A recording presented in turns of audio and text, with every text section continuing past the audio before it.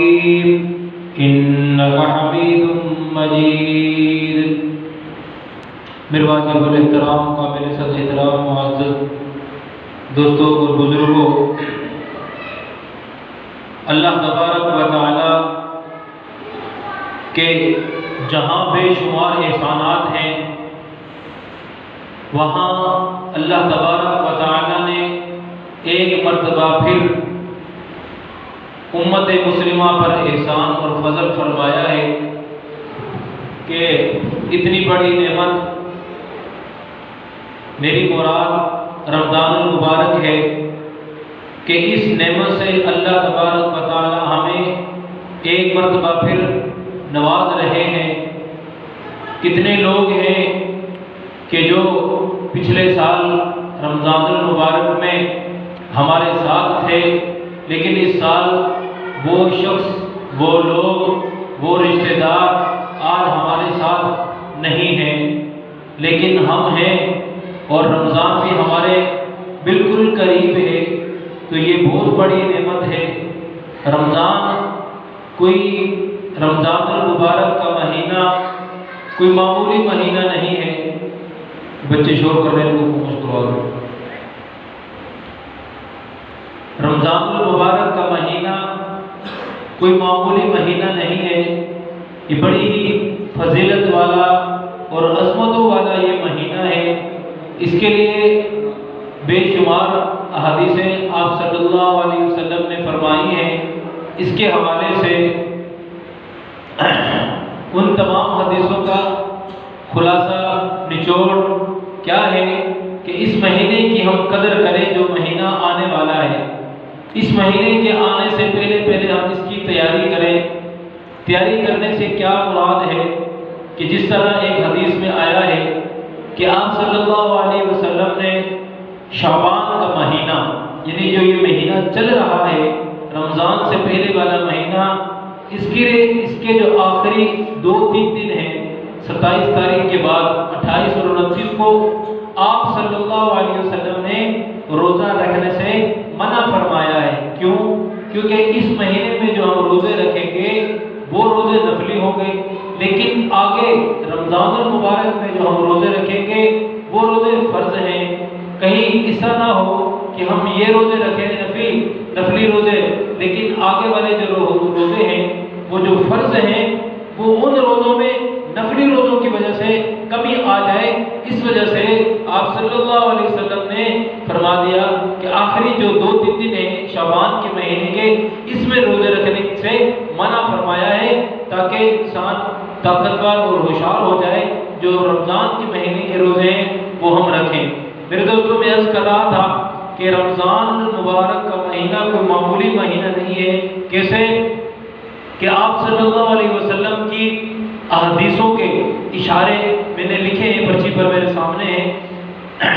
کہ آپ صلی اللہ علیہ وسلم نے فرمایا کہ جب مسلمان روزے کے حالت میں جب شام کو افطاری کرتا ہے تو ہر روز نہیں، صرف رمضان المبارک کے مہینے میں اور صرف افطاری کے وقت اللہ تبارک و تعالی ایک دن شام کے وقت، افطاری کے وقت 10 لاکھ انسانوں کی، مسلمانوں کی مغفرت فرماتے ہیں. اور کس طرح جہنم سے نکال کر جنت میں ان کو اللہ تعالیٰ داخل کر دیتے ہیں. صرف ایک دن، اور یہ صرف شام کو. اس حساب سے روز 10 لاکھ کا حساب کیا جائے، ان کی تعداد رمضان کی ختم ہونے تک 3 کروڑ ہو جاتی ہے. تو صرف شام کے وقت، یہ بہقی حدیث کا نام ہے، بہقی کی روایت ہے، جس کے یہ اشارے میں نے حدیثوں کے یہاں لکھے ہیں کہ صرف یہ افطاری کے وقت ہر روزانہ 10 لاکھ جو وہ شخص جو جہنم کے اندر ہے، اللہ ان کو نکال کر جنت الفردوس میں داخل کر دیتے ہیں. تو یہ رمضان کے ختم ہونے تک یہ تعداد بن جاتی ہے 3 کروڑ. اس لیے میں نے عرض کیا کہ یہ معمولی مہینہ نہیں ہے. رمضان المبارک بہت اعلیٰ ہے. یہ صرف شام کی فضیلت تھی، اب رات کی فضیلت دیکھیں. یہ روایت بھی بہقی کی روایت ہے کہ ایک روایت میں ہے کہ 6 لاکھ رات میں جب ہم نے افطاری کر لی، کیونکہ مغرب سے رات شروع ہو جاتی ہے اور افطار کے بعد رات شروع ہو جاتی ہے. اس افطار کی جو تعداد 10 لاکھ وہ الگ ہوگی، پورے رمضان میں 3 کروڑ بن گئی، اور پھر یہ الگ ہے، یہ تعداد الگ ہے کہ 6 لاکھ یعنی کہ اللہ تبارک و تعالیٰ جہنمی لوگوں کو آزاد کرتے ہیں، اس حساب سے اس کی تعداد بنتی ہے۔ جب رمضان المبارک کا مہینہ ختم ہوتا ہے تو 80 لاکھ ان کی تعداد ہو جاتی ہے، تو 3 کروڑ وہ رمضان کے آخری طرف اور 80 لاکھ یہ، تو یہ 4 کروڑ کے قریب تعداد بن گئی صرف ایک مہینے میں،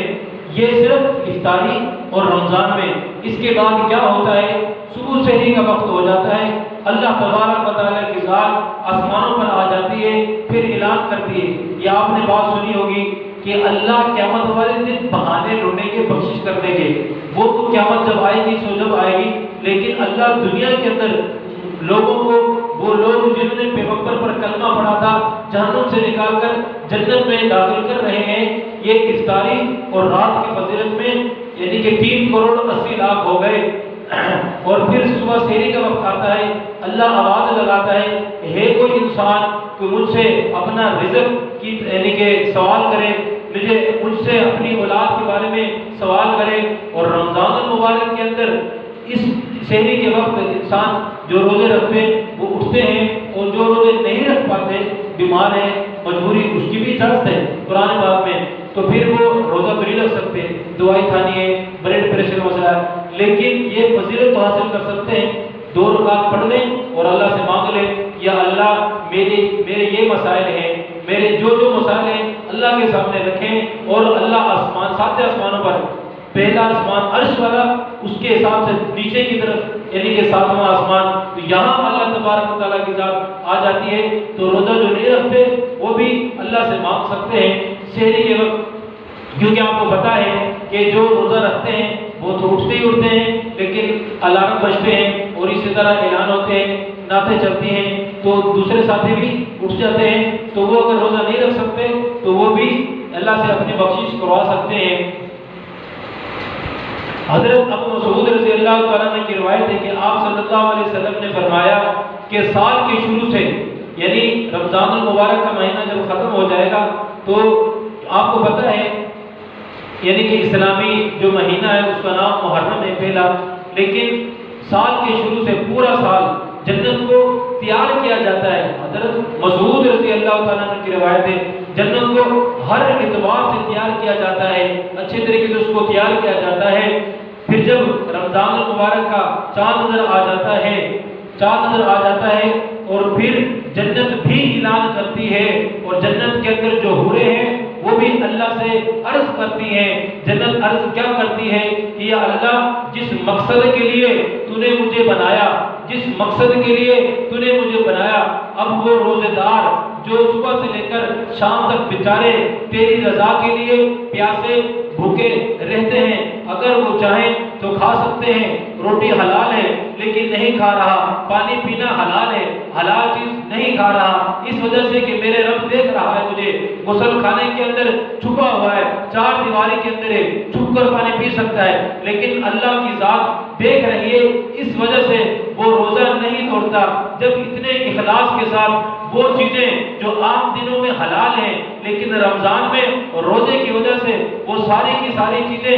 اللہ نے اس پر حرام کر دی ہیں روزے کی وجہ سے، تو پھر جنت بھی پکار اٹھتی ہے کہ یا اللہ جس مقصد کے لیے، جن روزے داروں کے لیے تو نے مجھے تیار کر رکھا ہے، یا اللہ وہ روزے دار، وہ مسلمان، وہ تیرے نیک بخت لوگ آج تو میرے حوالے کر دے۔ رمضان کے پہلے روزے سے یہ جنت اعلان کر دی جاتی ہے، جہنم کے سارے دروازے بند ہو جاتے ہیں، شیطان کو اللہ تبارک و تعالیٰ بند کر دیتے ہیں، جنت کے 8 دروازے کھول دیے جاتے ہیں، ہر دروازے سے روزے دار کے لیے صدا آتی ہے۔ یہ تو جنت جو بلا رہی ہے، پھر اس کے علاوہ جو جنت کے اندر مومنین کے لیے، روزے داروں کے لیے اللہ نے حوریں بنائی ہیں، وہ بھی اعلان کرتی ہیں اور اللہ سے عرض کرتی ہیں یا اللہ وہ روزے دار جو تیری ذات کی وجہ سے پیاسے اور بھوکے رہے ہیں، ان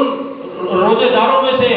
کچھ ہمارے لیے شوہر مقرر کر دے۔ پھر اللہ تبارک و تعالیٰ جیسے کہ جو انسان چلے گئے ہیں ہم سے پہلے، روزے رکھتے تھے، نیک صالح تھے، ان لوگوں کو اللہ جنت میں داخل کرے گا اس رمضان میں۔ پھر وہ حوریں ان کے تابع ہوگی، ایک نہیں بلکہ 70 حوریں، اور 70 حوروں کے لباس بھی مختلف۔ پھر 70 حوروں کے جو خادم ہوں گے وہ الگ، ایک ایک خادم کے پاس پیالہ ہوگا، اس پیالے کے اندر مختلف قسم کے کھانوں کے رنگ ہوں گے، بڑے بڑے پیالے ہوں گے جو ہماری سوچ سے بھی بالا ہے، کیونکہ ہم نے جنت کا نظارہ نہیں دیکھا، صرف حدیثوں میں آپ صلی اللہ علیہ وسلم نے بتایا ہے کہ اس پیالے کے اندر مختلف قسم کے رنگوں کے کھانے ہوں گے جو اس روزے دار، یہ 70 حوریں اور ان کے ساتھ 70 خادم، جو یعنی کہ اگر حوروں کے لیے خادم ہے تو روزے دار کے لیے بھی یہ خادم ہے۔ یہ سارا کا سارا نظام جو اللہ تبارک و تعالیٰ کی ذات کر رہی ہے وہ صرف اور صرف روزے دار کے لیے کر رہی ہے۔ تو میں نے عرض کر دیا کہ یہ رمضان کا مہینہ کوئی معمولی مہینہ نہیں ہے، اس میں افطاری کے وقت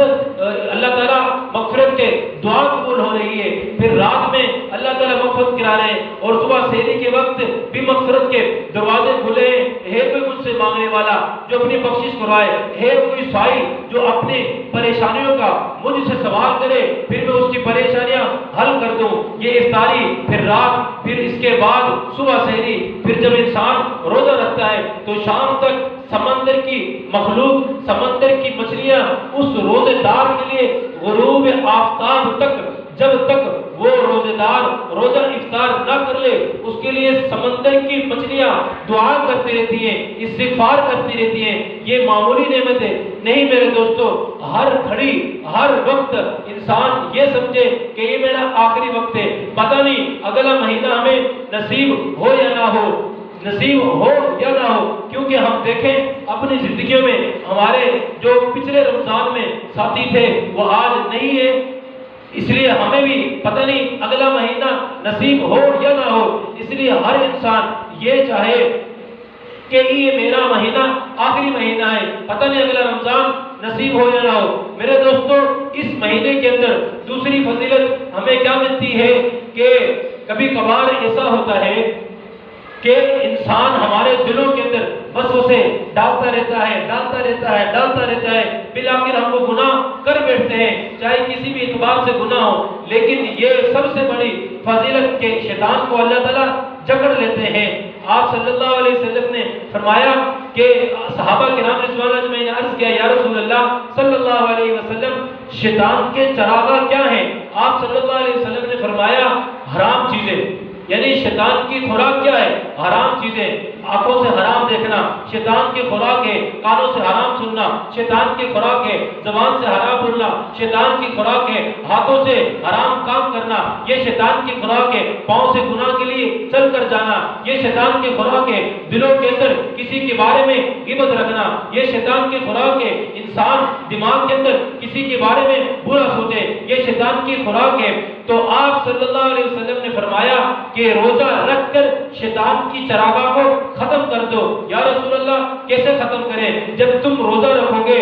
تو پھر جب تم کوئی گناہ کرنے لگو گے تو اپنے آپ کو کہو گے کہ میرا روزہ ہے میں یہ چیز غلط نہیں دیکھوں گا، میرا روزہ ہے میں حرام کام نہیں سنوں گا، گانے نہیں سنوں گا، میرا روزہ ہے میں کسی کو گالی نہیں دوں گا، میرا روزہ ہے میں چغل خوری نہیں کروں گا، میرا روزہ ہے میں چوری نہیں کروں گا، ہاتھوں کے گناہ، میرا روزہ ہے میں دماغ سے کسی غلط بات نہیں سوچوں گا، کسی کے بارے میں دل میں غلط خیال نہیں لے کر آؤں گا، میں چوری کے لیے یا کسی کے ساتھ پاؤں والے جو گناہ ہیں جو زنا کے آلے ہیں، یہ ہاتھ یہ سب چیزیں انسان کی آلہ ہیں، یہ کل قیامت والے دن ہماری مخالف ہو جائیں گی کہ یا اللہ اس نے مجھ پاؤں سے چل کر یہ گناہ کیا، یا اللہ ہاتھ ہمارے مخالف ہو جائیں گے، یا اللہ میرے ساتھ اس نے یہ کام کیا، آنکھیں کہیں گی یا اللہ اس بندے نے میرا غلط استعمال کیا۔ تو آپ صلی اللہ علیہ وسلم نے فرمایا یہ یعنی کہ شیطان کی چراغاں، شیطان کی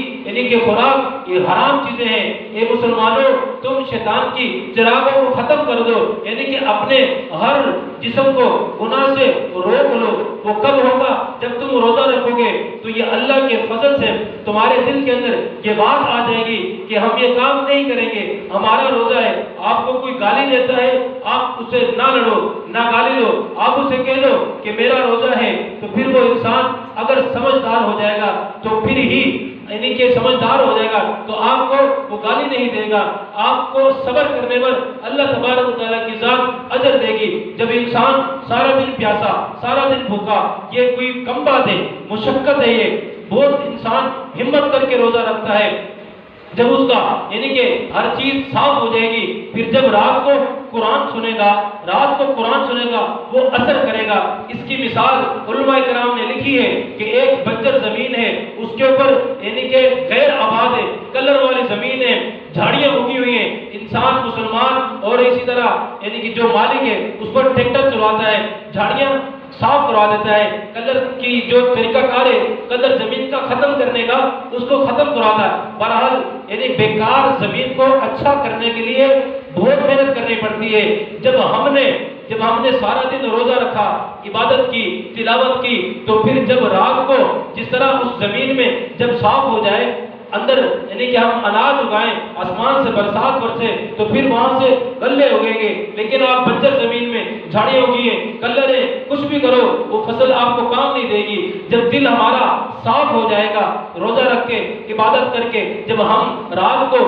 تراویح نماز کے اندر قرآن سنیں گے تو ہمارے انوارات دل پر اللہ اس طرح برسائیں گے کہ جس طرح اس کھیتی میں دانہ لگانے کی دیر ہے وہ اٹھ جائے گا اور بڑا ہو جائے گا جب صاف ہو جائے گا ہمارا دل۔ کیونکہ یہ جو ہم نے سارا دن روزہ رکھا، یہ ہمارے دلوں کو جو گناہ تھے اس نے یعنی کہ روزے نے کیا کام کیا، لوہے پر زنگ لگتا ہے، ریگ مال سے اس کو ہم صاف کرتے ہیں، تو اس روزے نے ہمارے دلوں کو صاف کر دیا، بالکل صاف چٹا کر دیا۔ جب ہم رات کو قرآن سنیں گے تو ہمارے دلوں پر یہ قرآن اثر کرے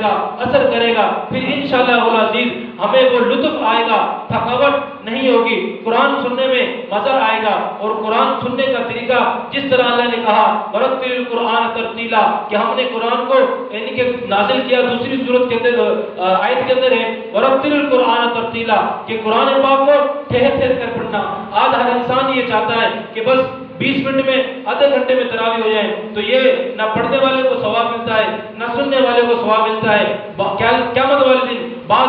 ایسے حفاظ ہوں گے کہ قرآن ان کو پکڑے گا کہ اللہ اس نے مجھے دنیا کے اندر ذلیل کر دیا، جس طرح پڑھنے کا حق تھا، پڑھنے کا حق یا اللہ تو نے بتایا ورتل القرآن ترتیلا، قرآن پاک کو ٹھہر ٹھہر کر پڑھنے کا۔ جب ہم اپنا ٹائم نکال کر اللہ کے گھر میں آئیں تو حافظ کو چاہیے کم سے کم جو مسلمان اس کے پیچھے کھڑے ہیں قرآن سننے کے لیے آئیں، ایسا قرآن تو پڑھے ان کو سمجھ میں آئے، یا ایسا پڑھے کہ سورۃ الفاتحہ کا پہلا لفظ سمجھ میں آیا اور سورۃ الفاتحہ کا آخری لفظ سمجھ میں آیا، بلا قالین بیچ میں کوئی چیز سمجھ نہیں آئی، تو ایسا قرآن اس حافظ کی پکڑ کرے گا۔ تو میری بات کرنے کا مقصد یہ ہے کہ یہ رمضان کا مہینہ ہے، اس کی ہم تیاری کر لیں، کچھ دن باقی ہیں،